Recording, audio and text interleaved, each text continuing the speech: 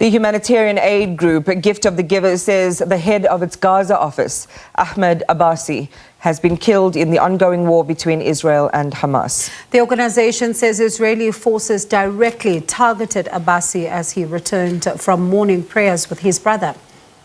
He was responsible for implementing multiple projects, including caring for orphans, widows, the elderly and the ill. Gift of the Givers says it supports the call by President Israel-Hamas to hold Israeli Prime Minister Benjamin Netanyahu in front of the ICC for war crimes and crimes against humanity.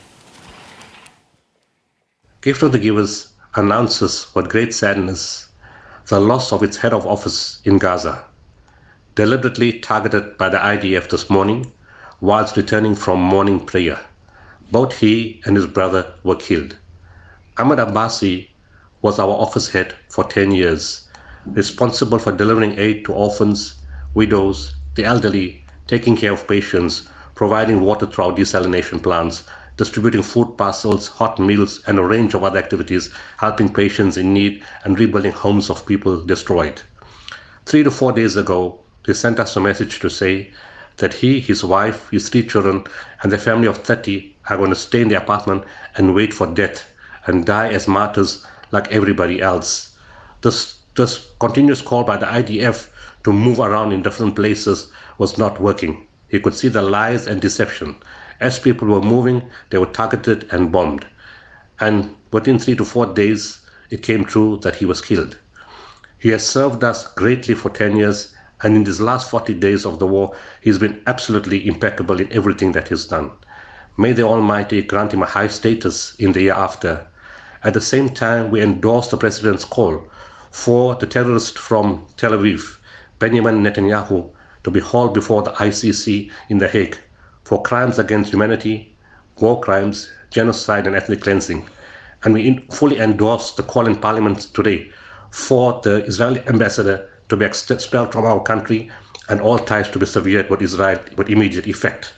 In addition, we call for Israel to be held accountable to pay war reparation and rebuild Gaza and compensate every family they have decimated. All right, let's stay with the story now and speak to head of Gift of the Givers office in Ramallah, Hanin Barghouti.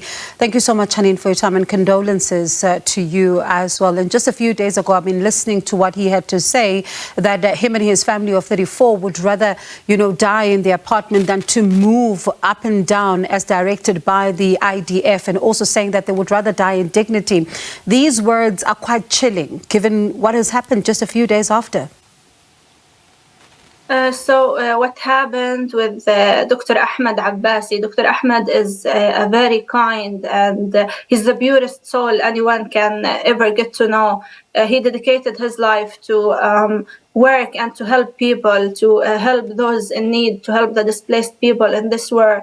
He did everything he could to help. So what happened with Ahmed is the same that happened with thousands of other Palestinians in Gaza. The Israeli forces were forcing people to evacuate from the north to the south, but also even the people that has evacuated were targeted with airstrikes and with the bombs in the safe tunnels or safe routes, as they call it. So Ahmed preferred to stay in Gaza City and not to evacuate, because he knew, as thousands others, that even evacuation is not safe. There is no safe spot in Gaza, and they can't believe the lies that the Israeli forces are telling them to evacuate, because they will be targeted while evacuating. They are targeting everything that moves in Gaza, everything that doesn't move: mosques, hospitals, churches, streets, everything is targeted. So there is no safe spot in Gaza. And what happened with Ahmed is that he was praying Al-Fajr with his brother. His brother, Dr. Mustafa, is an anesthesia doctor, a very well-known and respected doctor in Gaza. They were they were coming out of the mosque after the Fajr prayer, and they were targeted with an airstrike, and they were killed together, and they died heroes, as they have they have helped people during their whole life. Both of them, Dr. Ahmed and his brother, dedicated their lives to help others, and what happened with them is a war crime. What is happening in Gaza is a war crime. What happened with them was devastating, and we are devastated by this loss. And what does it mean then for your operations in Gaza, given the fact that, people need your help now more than ever on the ground? Of course, our team in Gaza and in all Palestine, in the West Bank and all places in Palestine will continue working. Of course, anything that the Israeli does will not stop us from helping people, from delivering the message that all of us work for. Ahmed followed the message that Gift of the Givers holds, which is best among people are those who benefit mankind. And Ahmed was one of these people who benefited mankind with everything during his whole life. Ahmed has been working with Gift of the Giver since 2013, and almost 10 years of working hard to help people. And we will follow Ahmed leads. We will continue our work. We will help the displaced families, the injured during this war and after the war. We will continue helping those in need, and we will deliver the message that Gift of the Givers hold and the message that we hold in our hearts. And we will follow what Ahmed was doing and died while doing. Ahmed was a hero, and he wanted to, despite all the obstacles, despite all the hards that was facing him and the team in Gaza and in Palestine, he worked hard to help, although he was, in danger, and all of us are in danger, but we will follow what Ahmed do, and we will continue. Nothing will prevent us from continue our work and delivering our message. And as we speak this afternoon, there is a motion that is being debated in Parliament this afternoon on whether or not the Israeli embassy in South Africa should be closed.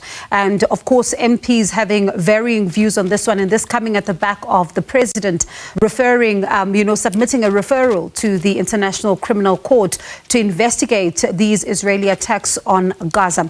And I wonder, what is your reaction to all of this? Of course, we as Palestinian, I'm talking as a Palestinian individual living in Palestine, we want all of the countries around the world to react, to do something, for a ceasefire, to stop the madness that's happening in Gaza. What's happening in Gaza is not a war between Israel and Hamas, as they are claiming. What's happening in Gaza is a genocide and ethnic cleansing. The Israelis are doing their best to kill every Palestinian thing in Gaza and in Palestine. So what we want, of course, we are really glad that the president of South Africa is asking to put Netanyahu, the criminal Netanyahu, for the ICC. We want all the countries all over the world to stand with us and to stop what's happening in Gaza. And these steps that the president of South Africa has taken are really appreciated. And we want all the politicians around the world to take such steps and to stop the Israeli regime from killing all of us. These are the steps that are appreciated and that make actual impact on what's happening, because we appreciate all of what the people are doing, from protests and all the social media support. But of course, what actually makes the impact is between the hands of the politicians. So we really appreciate and we support what the president of South Africa is asking for, because it is what will actually make an impact. Hanin, I know that, you're describing the situation on the ground as well as we're speaking to you this afternoon, and what exactly is happening, and how you say now that you will carry, Ahmed Abbasi's legacy forward to ensure that you help others.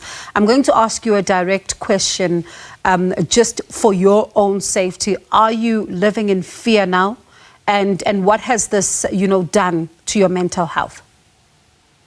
Of course, since the beginning of this war, we are hearing every day, every minute we hear the loss or the dying of someone we know or someone close to us. So of course we are living in fear. We are human beings after all, but as Palestinians we prefer to die in dignity in our land instead of evacuating or repeating what happened in the 1948. Yes, we are afraid of what's happening. We are afraid of what's being done to us, because what's being done is brutal and what's being done is really hard to comprehend. But for us as Palestinians, we will keep fighting for our rights. We will never leave our lands and our houses. We, as what Ahmed has said before, 4 days at what did he say, and it really breaks my heart to speak about him in past tense. It breaks my heart really. But as what he said, we prefer to die in our land with dignity instead of leaving Palestine for the Zionists to take over. Yes, we are afraid, but what's happening make us more resistant and more focused on staying in our lands. Hanin, let me thank you so much for your time, and condolences to you once again as you describe this tragic loss and how difficult things are now. But thank you. We do appreciate your time and sharing your thoughts with us this afternoon. That was Head of Gift of the Givers Office in Ramallah, Hanin Barghouti.